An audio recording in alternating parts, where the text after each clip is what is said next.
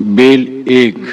हंसा server शरीर में हो रमैया राम, जागत चोर घर मूसई हो रमैया राम। जो जागल सो भागल हो रमैया राम, सोत गैल बिगोय हो रमैया राम। आज बसेरा नेरे हो रमैया राम, काल बसेरा बड़ी दूर हो रमैया राम। जय हो बिराने देश हो रमैया राम, नयन भरोगे दूर हो रमैया राम। त्रास मथन तदिमथन कियो हो रमैया राम, भवन मथ्यो भरपूर हो रमैया राम। फिर के हंसा पाहुन भयो हो रमैया राम, बेधिन पद निर्वाण हो रमैया राम। तुम हंसा मन मानिक हो रमैया राम, हटलो न मानो मोर हो रमैया राम। जस रे कियो तस पायो हो रमैया राम, हमरे दोष का देव हो रमैया राम।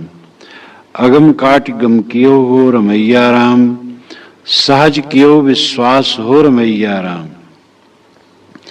राम नाम धन बनज कियो हो रमैया राम, लादो वस्तु अमोल हो रमैया राम। पांच लदनुआ लाद चले हो रमैया राम, नौ बहियां 10 गोन हो रमैया राम। पांच लदनुआ खाग परे हो रमैया राम, खाखर डारिन फोर हो रमैया राम। शिरधुनि हंसा उड़ चले हो रमैया राम, सरवर मीत जोहार हो रमैया राम।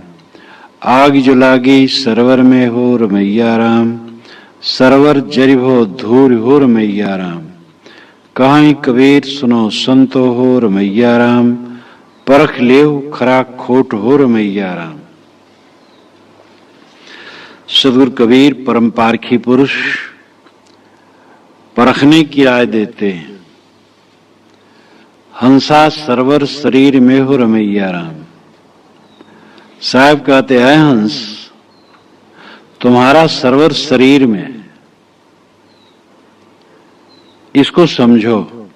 रमैया राम जो रमने वाला राम हर जगह रम रहा है, अपनी भूल से अपने स्वरूप में न रम करके बाहर रम रहा है। जो अपने स्वरूप को ठीक से समझ लेता है तो स्वरूप में रमता है। हंस नीरछीर विवेकी है। साहब हंस शब्द कह करके जीव को याद दिलाते हैं कि तुम विवेकी हो। अहम सह, मैं वह हूं जो चाहता हूं, वो निज स्वरूप है। हंस का अर्थ ही होता है निज स्वरूप। अहम सह संस्कृत में है अहम सह, आम नाम में सा नाम वह।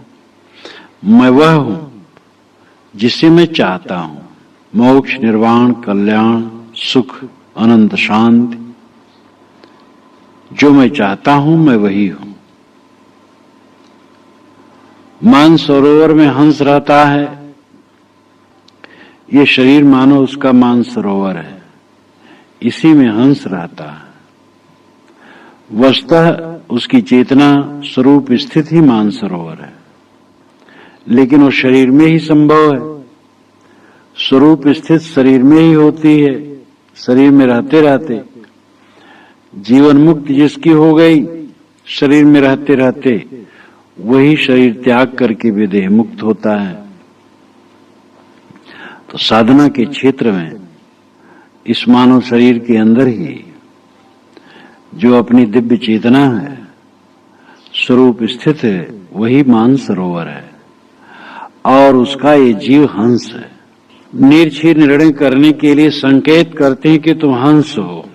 इसीलिए अंत में साहब कहते परख ले खरा खोट हो रमैया राम। जागत चोर घर मुंह से हो रमैया राम। तुम जागते हो और चोर तुम्हारे घर को मूसते हैं। मूसना, चुराना। इसीलिए दूसरे के धन को चुराने वाले चूहे को मूस कहते, मूसक। ये काम, क्रोध, लोभ, मोह, चोर तुम्हारे हृदय में बसते हैं।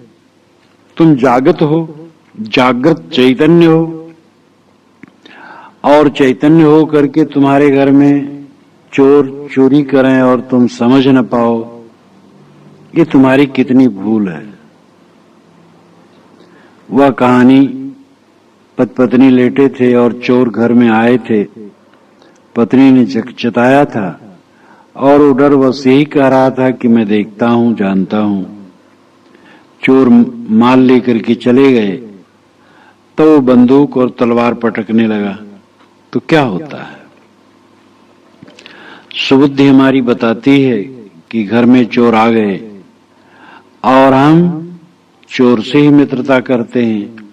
एक कामादिक चोर, मन के मोहक दृश्य, शरीराभिमान, भोगों की लिप्सा जो अनाद काल से गड़ी हुई है, उसको छिन्न किए बिना कोई स्वरूप स्थित नहीं पा सकता है।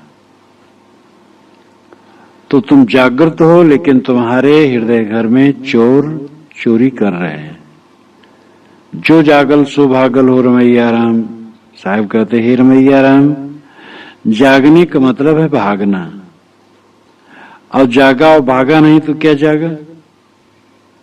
देखो, वेद व्यास बड़े ज्ञानी थे, शास्त्र के निष्णात पंडित थे, लेकिन वो जागे नहीं थे। और सुखदेव पंडित नहीं थे, शास्त्र पढ़े नहीं थे, लेकिन वो जागे थे और भाग खड़े हुए। अलंकारिक भाषा में कहते हैं कि वे पैदा हुए और नाल जो उनके नाभि में लगी थी और झिल्ली जो शरीर पर थी, गर्भ की झिल्ली, उसको उसके सहित वो भगे जंगल। तो ये तो हो ही नहीं सकता है। अर्थ है कि वह 16 वर्ष की अवस्था तक में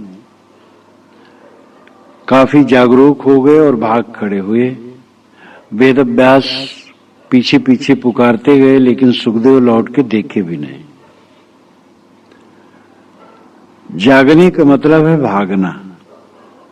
भागने का अर्थ इतने नहीं घर द्वार छोड़ दे तो भग गया मानो। घर द्वार छोड़ दिया और मोह नहीं गया तो कहां भगा। मोह का त्याग ही भागना है। सोत गैल बिगोए हो रमैया राम। ऐ रमैया राम, जो सोया वो बिगोया। सोना मतलब मोह करना। संसार में हमें कुछ मिलता नहीं है अंत में। चाहे जितना रागात्मक स्मरण करो, चाहे इंद्रियों के भोग करो, और चाहे जितना संपर्क हो दुनिया का, अंत में कुछ मिलता नहीं, सब छूट जाता है। उनके संबंध में राग मिलता है, द्वेष मिलता है, वही जीव को सताते हैं। तो जो सोया वो खोया। आज बसेरा नेरे हो रमैया राम। हे रमैया राम, आज तुम्हारा बसेरा नेरे, नियर, निकट। तुम्हारा निवास मानव शरीर में है और ये कल्याण के निकट है। आज तुम काम कर लो, जल्दी जल्दी वासना छोड़ दो, सब मोह त्याग करके स्वरूप में स्थित हो जाओ। काल बसेरा बड़ी दूर हो रमैया राम। अगर तुम असावधान रहे तो कल शरीर छूट जाएगा। तुम्हारा बसेरा बहुत दूर पशु पक्षी खानियों में हो जाएगा, तो वहां तुम क्या कर सकते हो। इसलिए आज अवसर है, आज तुम अपना कल्याण कर लो। जय हो वीराने देश हो रमैया राम। हे रमैया राम, तुम वीराने देश में चले जाओगे। स्वरूप देश ही अपना देश है और स्वरूप देश के अलावा सब वीराना देश है। जहां तक पांचों विषयों का पसारा है, सब वीराना है। अगर कोई स्वरूप देश में न बसा तो शरीर छूटेगा, तो पशु पक्षी खानियों में जाकर के एकदम स्वरूप स्थित के अवसर से हम दूर हो जाएंगे। नैन भरोगे दूर हो रमैया राम। हे रमैया राम, तुम दूर, मनुष्य खान से दूर पड़े, कल्याण की साधना के स्थल से दूर पड़े, नैनों में नेत्र भर भर के रोग और दुख पाओगे। त्रास मथन दधिमथन कियो हो रमैया राम। हे रमैया राम, दुनिया में त्रास देखा, त्रास का मथन हुआ तेरे हृदय में। त्रास नाम भय, पीड़ा, कष्ट, दुनिया की विनश्वरता, सब कुछ की क्षणभंगुरता, सब कुछ का विनाश देख करके तेरे मन में मथन हुआ। तो तू सुख के लिए दधि मथन किया। दधि नाम समुद्र, दधि नाम दही। यहां अर्थ है समुद्र। समुद्र से अभिप्राय है संसार। संसार सागर का तू मंथन कर डाला। संसार में खोजता फिरा सुख को। भवन मथो भरपूर हो रमैया राम, हे रमैया राम। भवन को भी भरपूर मथा, भवन नाम घर ये शरीर। दधि नाम संसार, भवन नाम शरीर। दधि समुद्र, संसार सागर, भवन ये शरीर। इसको भी खूब मथा। इंद्रियों के भोगों में पड़ करके इंद्रियों को उत्तेजित किया, शक्ति का क्षय किया, गंदगी में लिपटा, बिलबिलाया, अशांति आई, तृष्णा आई, इच्छा आई, वासना आई। जहां स्वरूप चिंतन छोड़कर विषयों का चिंतन हो, गंदी गंदी बातों को सोच सोच करके जिंदगी जाए, वो जिंदगी कैसी गंदी है। जिंदगी वह अच्छी है जिसमें विषय विकार न हो, मलिनता न हो। फिर के हंसा पाहुन भयो हो रमैया राम, हे रमैया राम। तुम शरीर और संसार के मोह में पड़े रहे, विषयों के मोह में पड़े रहे और बाहर तुम्हारा अध्यास लगा रहा, इसलिए फिर के हंसा संसार का पाहुन बना। ये पहुनाई करने शरीर संसार में आया और यहां तृप्त न हुआ, भोगों में असंतुष्ट बना रहा, शरीर छूटा तो फिर आया। बारंबार आने जाने का कारण है तृष्णा। फिर के हंसा पाहुन भयो हो रमैया राम, बेधिन पद निर्वाण हो रमैया राम। साहब कहते, हे रमैया राम, तूने निर्वाण पद को बेध डाला। निर्वाण नाम मोक्ष। निर्वाण का अर्थ होता है बुझ जाना। बौद्ध लोग केवल निर्वाण शब्द का ही प्रयोग करते हैं क्योंकि वे स्थिर आत्मा नहीं मानते हैं। वे कहते हैं आत्मा नाम की कोई चीज नहीं है, एक वासनाओं का पुंज है जो चल रहा है और वो चलता रहता है जन्म जन्मांतर। जब वासना का क्षय हो जाता है तो पुंज नष्ट हो जाता है, निर्वाण हो गया, बुझ गया, बस सब खत्म हो गया। इस प्रकार वह स्थिर आत्मा नहीं मानते हैं। सदगुरु कबीर स्थिर आत्मा मानते हैं। भारतीय परंपरा में बौद्धों को छोड़कर, भारतीय नहीं विश्व की परंपरा में सभी आत्मा को सत मानते हैं और यही वास्तविकता है।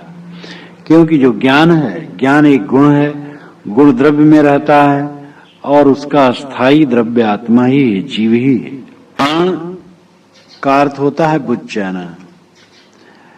जो आत्मवादी हैं और ये मानते हैं कि आत्मा स्थिर है, नित्य है, कूटस्थ है, निर्विकार है, वे अगर निर्वाण शब्द कहते हैं तो उनके कहने का अर्थ है वासना का बुझ जाना, न कि चेतना का, आत्मा का बुझ जाना। तो निर्वाण से भी प्राय यहां मोक्ष है।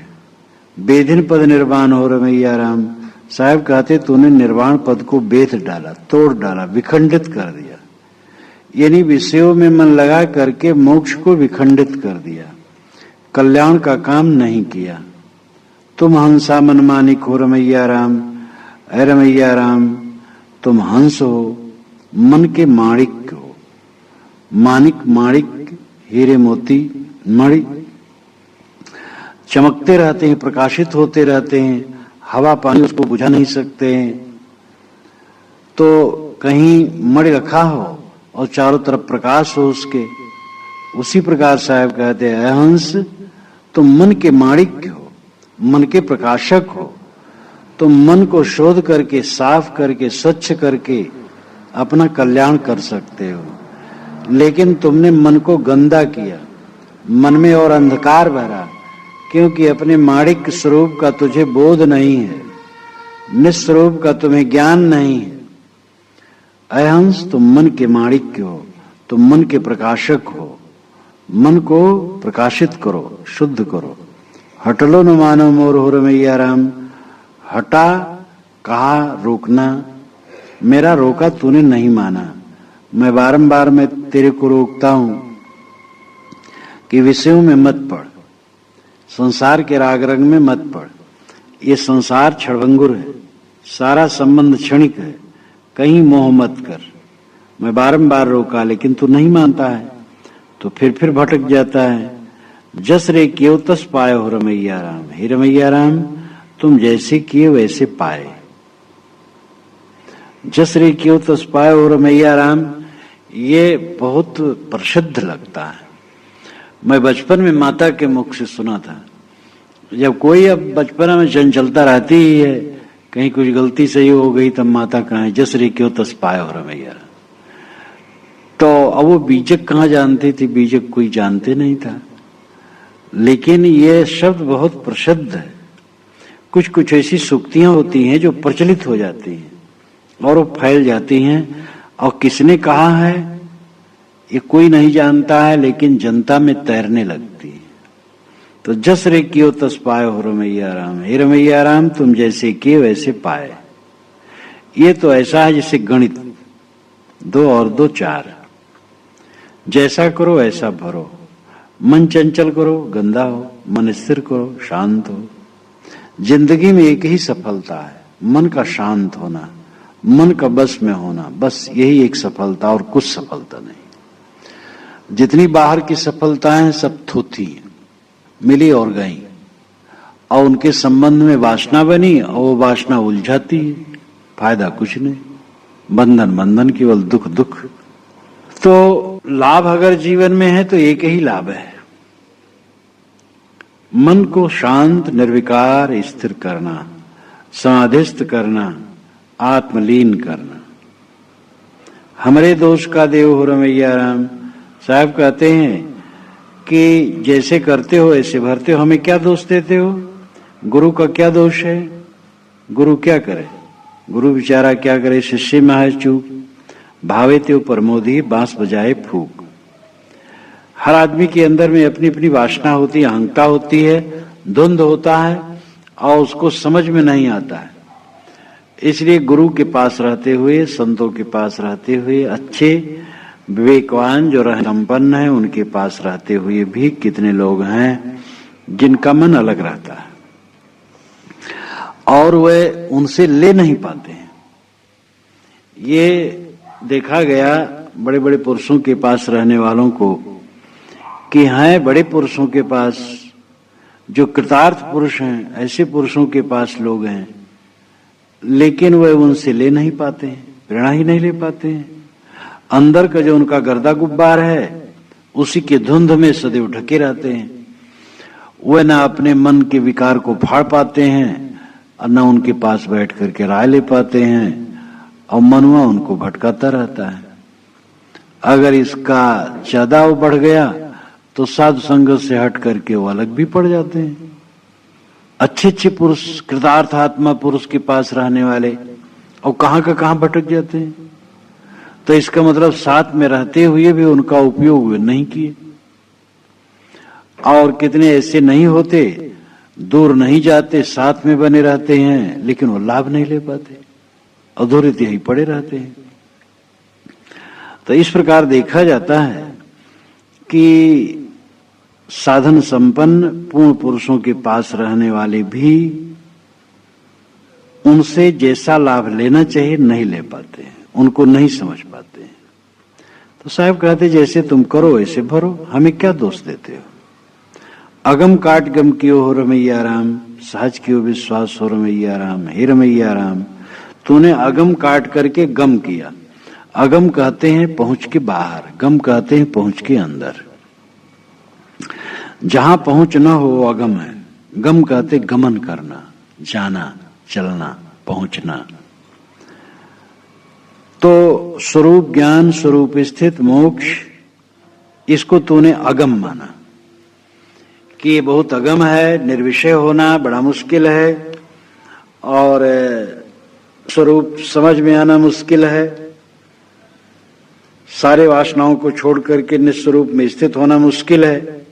ऐसा तूने अगम को, जो अपने मन इंद्रियों के बाहर है, पहुंच के बाहर है मान करके उसको काट दिया। स्वरूप स्थित को तूने अगम मान लिया और गम किया। गम जहां पर पहुंचो ऐसे सहज, सहज क्यों विश्वास रमैया राम तीर्थ मूर्त।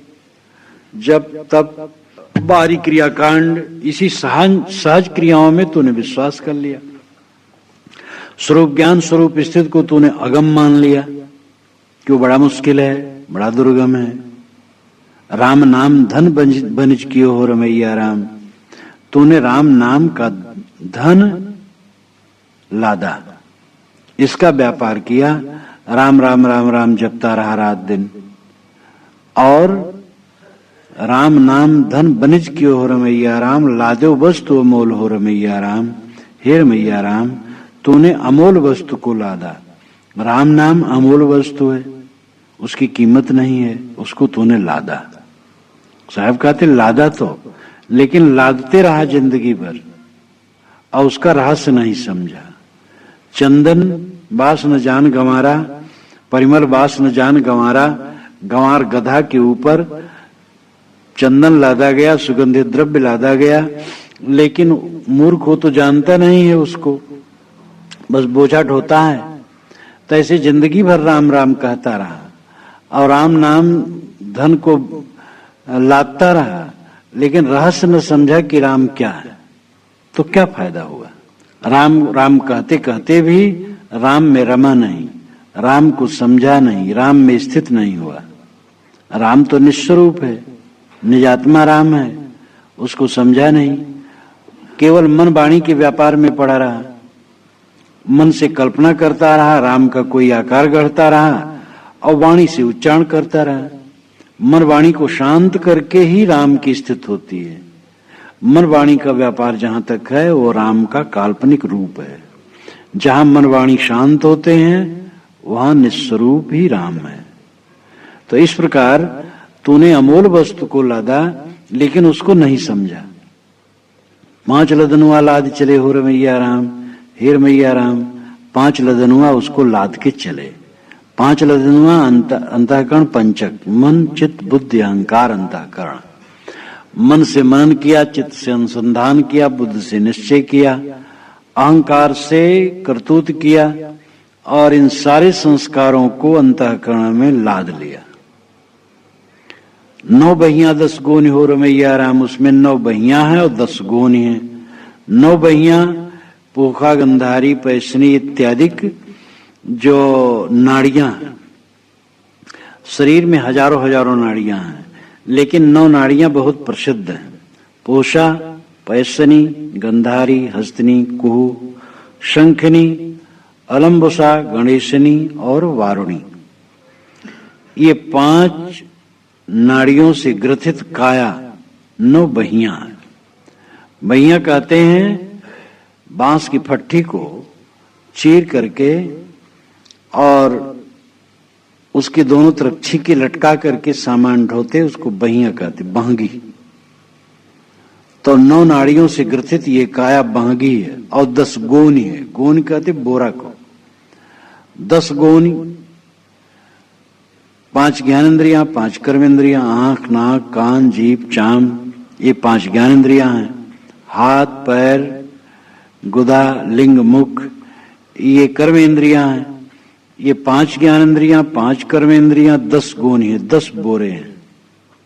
वैसे गोनी गाड़ी में जो टाट से बना हुआ बिछाया रहता है और उसमें अन्न भरा जाता है, उसको गोनी कहते हैं।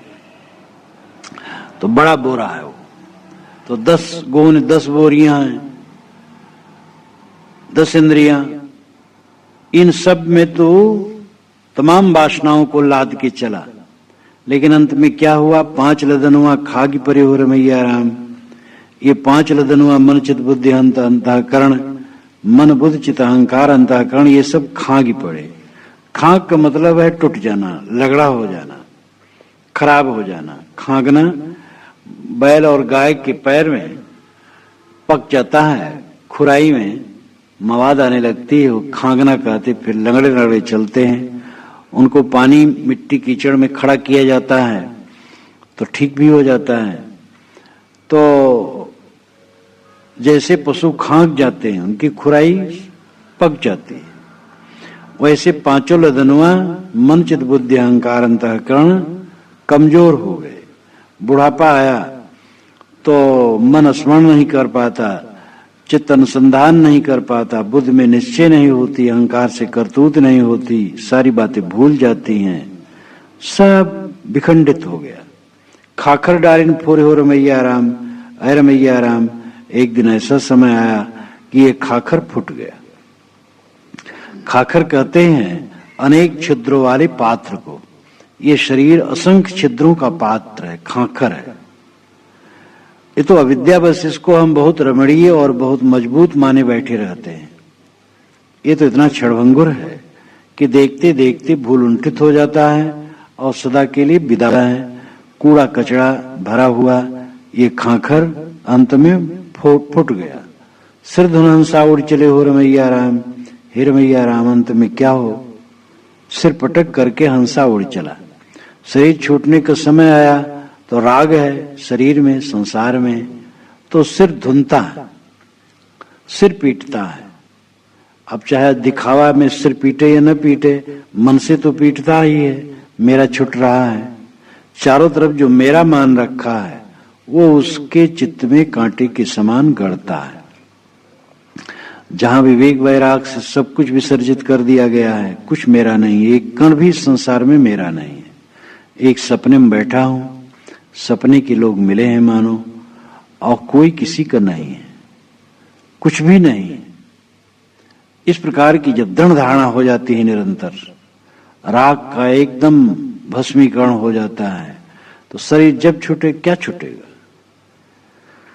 लेकिन जो देह में और संसार में राग बनाए बैठा है, जब शरीर छूटने लगता है तो सिर धुन करके हंसा उड़ चलता है। न चाहते हुए क्या करे, मजबूर होके चल देता है। सरवर मीत जो हारी हो रमैया राम। साहब कहते हे रमैया राम, ये सरवर जो मीत था उसको तो हार गया। ये शरीर नश्वर, गंदा और क्षणिक, व्यर्थ, दुखदाई भी है और मीत भी, कल्याण का साधन है। ये कल्याण का साधन मानव शरीर जो मित्र के तुल्य था, इसको तो हार गया, शत्रु बना लिया, इससे कल्याण नहीं कर पाया और ये शरीर बेकार हो गया।